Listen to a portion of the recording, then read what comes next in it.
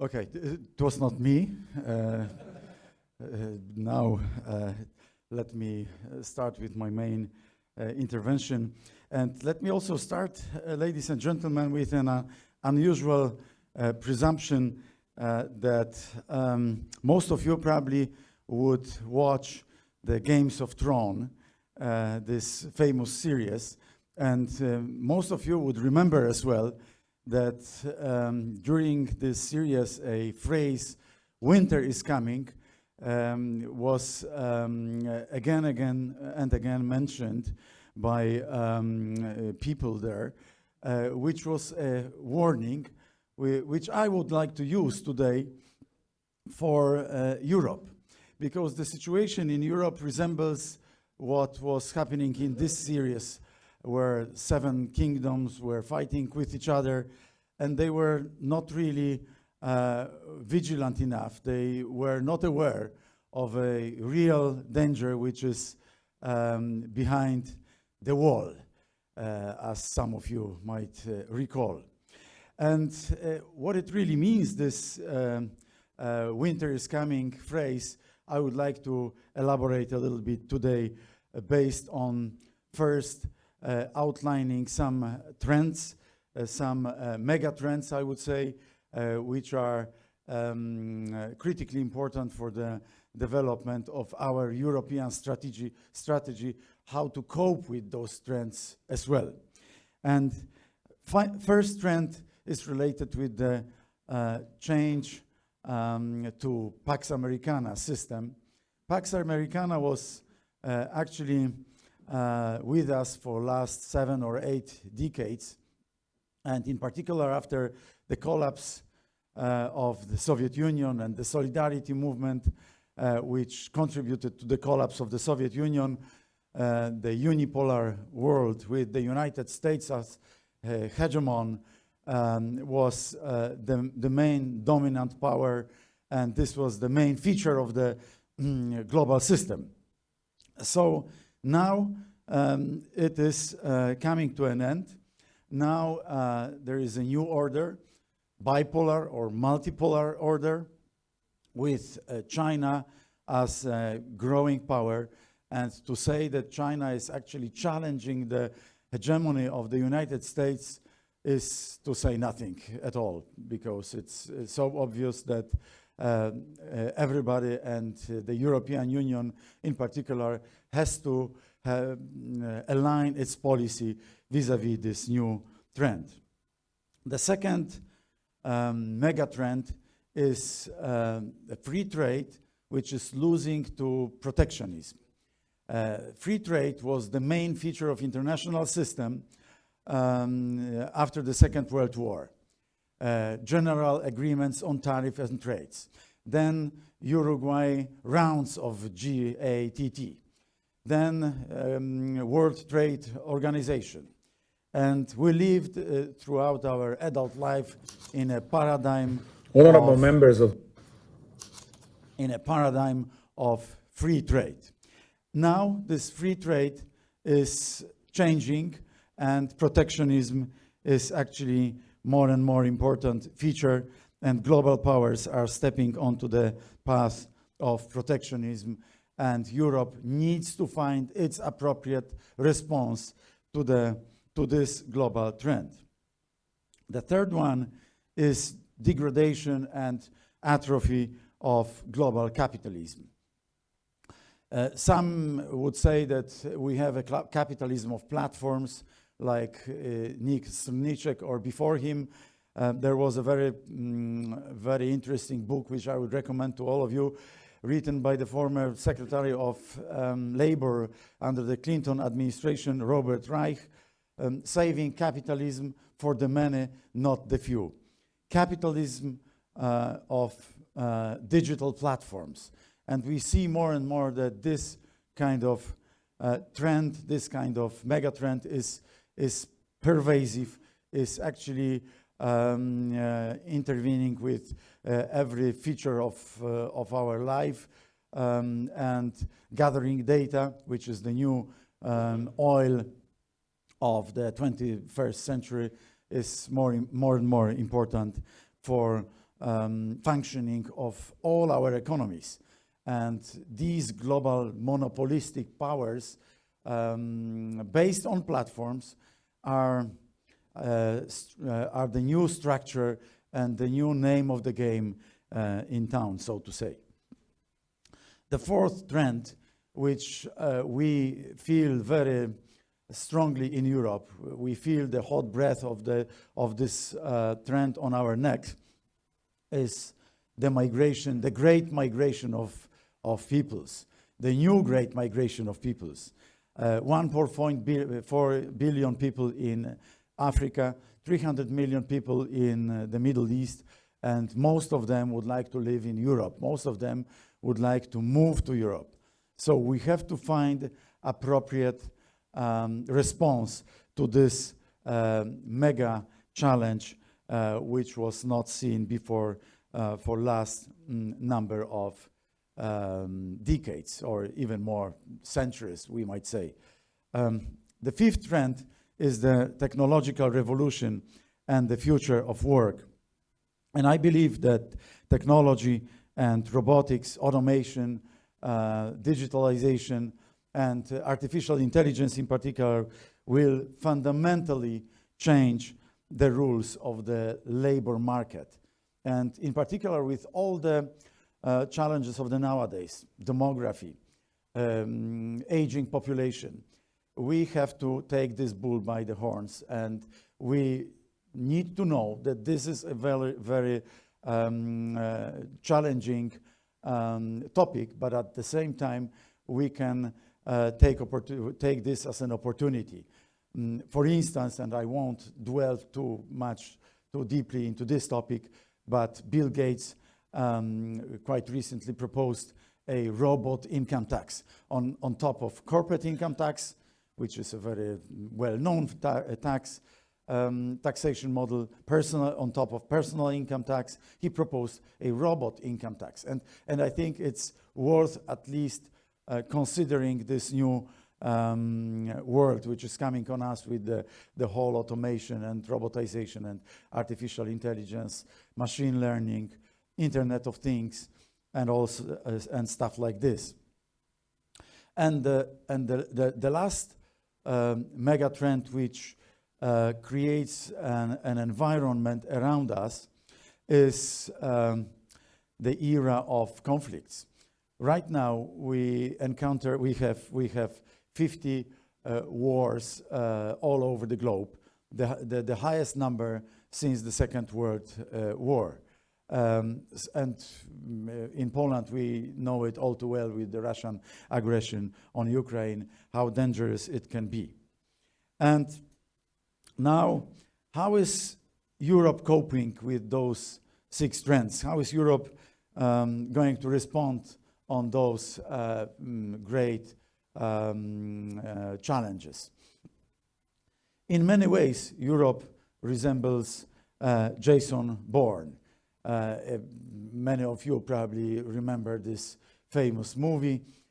Jason Bourne was a very intelligent, smart, Mission Impossible type of guy. But he lost his memory one day. And he couldn't remember who he was, what were his strengths, weaknesses. And Europe is in such a moment of life when it resembles Jason Bourne. And we have to rediscover our identity. As Jason Bourne had to rediscover his identity, we have to rediscover our identity as well. And we have to also feel the spirit of our ancestors, the explorers, visionaries, scientists, all people who were modernizers of our world, like Copernicus, like Leonardo da Vinci, Tesla, Columbus, or Einstein. We must be like sailors who discovered new lands, uncharted territories, and we cannot shy away from all those challenges of the nowadays. There is also a battle for the soul of Europe which is unfolding before our eyes. And this is this battle for its identity of Europe. European conservatives, we are among the few who bravely stand to defend Europe's identity. The traditions and achievements of European civilization should be a source of pride and not a source of shame, as some would want it to see. I believe the current identity of European nations will be shaped by our aspirations. Do we want to be a colony of Asian powers or a factory of innovation? That's a basic question from the economic, financial, business point of view. Do we want to be a colony of Asian powers, of China in particular? No is the clear response. We want to be based on our own footings, on our own strengths, and that's our ambition. This should be our major aspiration. And to spread our wings, we must escape the trap into which Europe has fallen through its own mistakes. Now, let me elaborate a little bit this major trap which I see in front of us. I've called this the impossible trinity, and I've published an article in Politico half a year ago, which was based on this famous Mandel-Fleming model stemming from macroeconomy and indicating that this is impossible to cater for three priorities simultaneously. And in this very model, it was mentioned about a fixed exchange rate, free movement of capital, and independent monetary policy. I've borrowed this concept from Bob Mandel, and I have tried to apply this to our European challenges. And the three major priorities which I see in front of us is to maintain our welfare state while at the same time keeping or increasing the expenditures on innovation. The second major priority is to improve our defense system, our military capabilities, for obvious reasons. These are the number of conflicts. This is the unquiet frontiers, which Mitchell was mentioning in his book. And the third major priority, which was presented by the European Commission some 15 years ago, was the Green Deal. And my thesis, or hypothesis at least, but I think it's well grounded on facts and it's quantifiable, is that we can cope with 2 out of 3 simultaneously and not with the 3 out of 3, because it's impossible basically from the point of view of the finances of the European member states and the finances of the European Union as a whole. Why is that? Let me quantify it in a very short version. In the McKinsey report, the Green Deal is going to cost us more than 1.3 trillion euros every year, and this is on top of 700 billion euros spent on Green Deal every year today. On the other hand, we want to cope for our defense, and this is also costly. Europe spends now some 450 billion euros on defense. The United States of America, America's military expenditures are around $950 billion, which means that we have to double our efforts to catch up with the United States, and this is the expectation of the incoming administration, by the way. So we have to find somewhere 500 billion euro for this objective. And the third is the welfare state, which is this achievement of which we are so much proud in Europe. It is very costly, but it's also investment in people. So it's very important to maintain, to keep the amount of money invested in the welfare state is 4 to 4.5 trillion euro. And for all politicians in this room and for all politicians in Europe, it's probably kind of obvious that we cannot cut those social expenditures too much, or we cannot cut them at all. So this is how I come to my conclusion. How I came to my conclusion that it's impossible to have three major objectives at the same time, and we have to deal with 2 out of 3. And this is the moment when I would like to urge the European Commission and appeal to all decision makers within the European Union to choose for the 2 most important priorities, which is maintaining the welfare state of the European Union member states and the European Union as the organization, and dedicate appropriate amount of money on innovation, while at the same time let's improve our military capabilities and our defense system, given that we immerse in a more and more dangerous world. That's, for me, a major dilemma. And I think that over the next couple of years, we will be forced to make decision on this anyway. Let's take this decision sooner rather than later. It is not that I want to neglect the environmental protection efforts, not at all.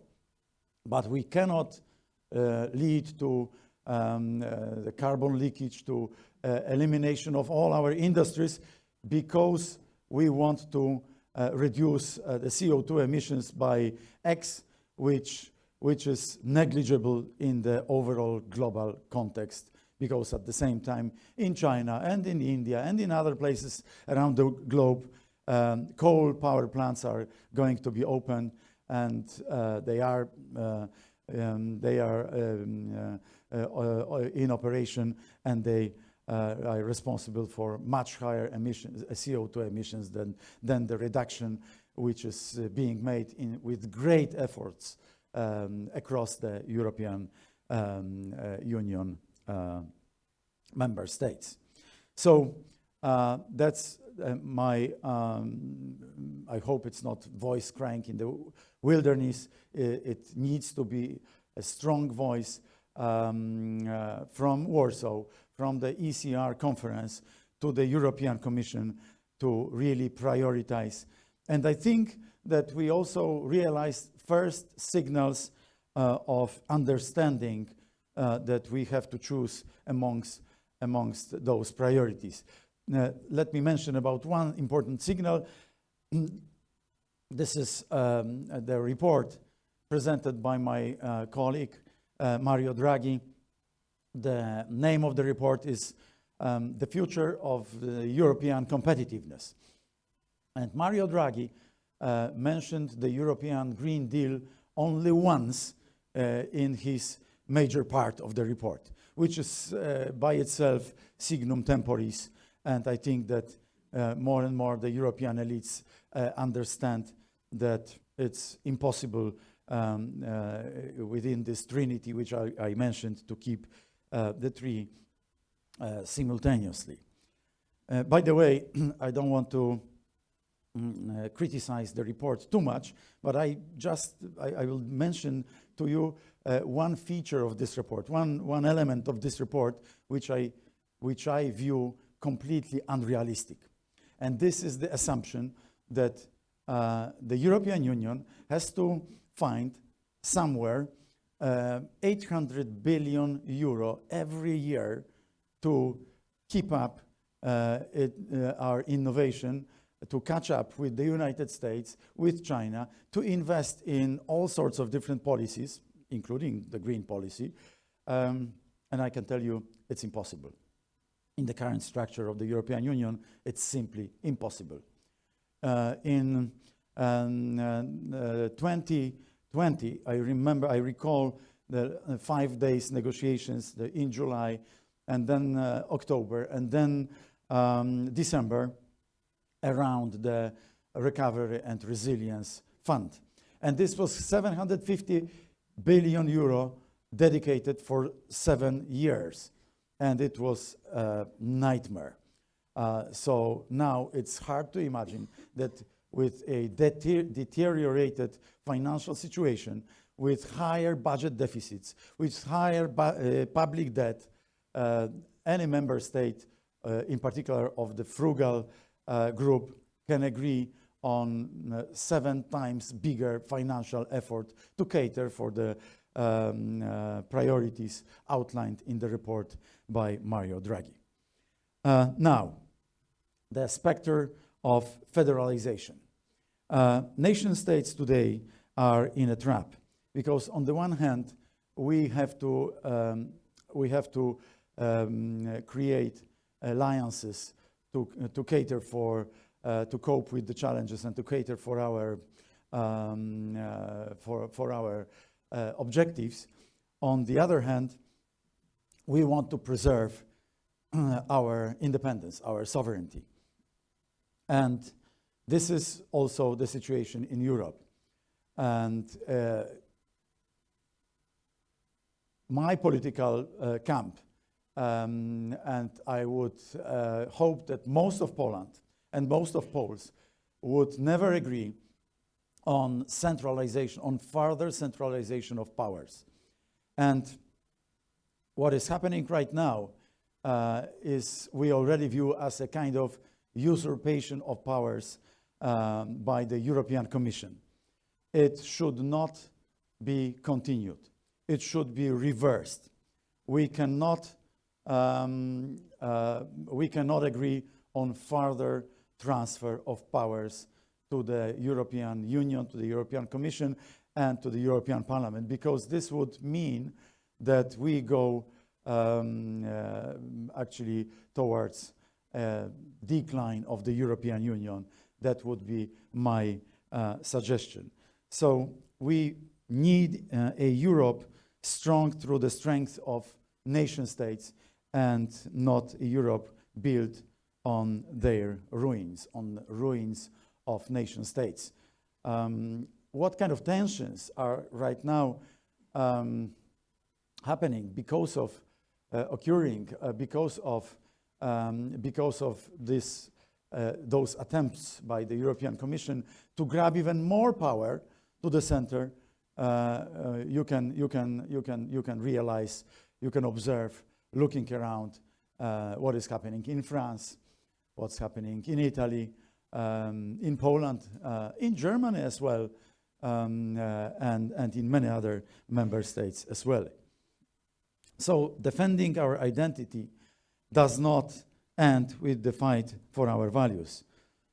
We must wage battles in modernization, in finances, in industrial policy, because we have to base our political camp, the European conservatives and reformists, on 2 wings. One is the modernization wing, and the other wing is the wing of values. Only a strong Europe can have a rightful place on the world on the world stage. And only a Europe with resilient industry, robust military, and vibrant economy can truly be a leader of the free world, which would be one of my dreams. Today, it is time also to support our domestic industries, our domestic firms, companies, in front of their competition vis-à-vis those major platforms which I was talking about at the beginning of my speech, and also vis-à-vis the Chinese challenges which are so much clear to everybody. This way, Europe has to become the factory of the future, a continent that is sovereign, self-sufficient to some extent at least, and competitive. Right now, we are losing this competitiveness, we're losing self-sufficiency, and we're losing sovereignty because we are not able to defend ourselves. And being able to defend ourselves is one of the major features of the definition of sovereignty. So, with coming to an end, let me mention one more point. It was smartly mentioned by Robert Kagan. I think it was in his book about the power and the paradise. The Europe coming from Venus and the United States from Mars. That's a nice poetic metaphor, but what he meant through this was really the notion that Europe lacks will. We need to have strong will, strong determination to transform ourselves into a continent of values and innovation at the same time. Strong continent based on our Christian values, tradition, respect for the past, for history, pride of Europe, but at the same time, continent which is able to be very active on the global scene. So, in conclusion, let me echo the themes of the Games of Thrones, which I mentioned at the very beginning. Those warnings, of which several I've mentioned during my speech, winter is coming, is more and more loud. At least I hear it more and more loudly. I think we have to find appropriate response to this. The series fundamentally tells a story about confronting fate, and almost all key characters are haunted by a past they must face. The same is true for us in the context of global challenges today. Winter is coming, yes, but let us be ready to meet it. Let us be ready to meet it together as free nations and independent nations of Europe with resilience, unity, and a vision for a brighter future. Thank you very much.